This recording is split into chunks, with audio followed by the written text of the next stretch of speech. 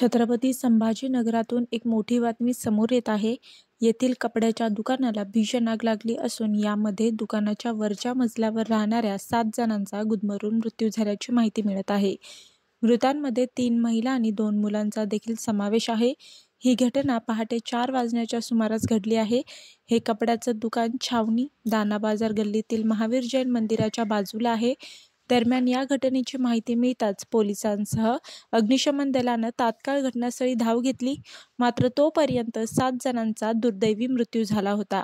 याबाबत माहिती देताना छत्रपती संभाजीनगरचे पोलीस आयुक्त मोहन लोहिया यांनी सांगितलं की पहाटे 4ला छत्रपती संभाजीनगरातील कॅन्टोन्मेंट परिसरात एका कपड्याच्या दुकानाला आग लागली. प्राथमिक तपासानंतर या घटनेत 7 जणांचा गुदमरून मृत्यू झाला आहे. मात्र या आगीचं कारण अद्याप स्पष्ट झालेलं नाहीये.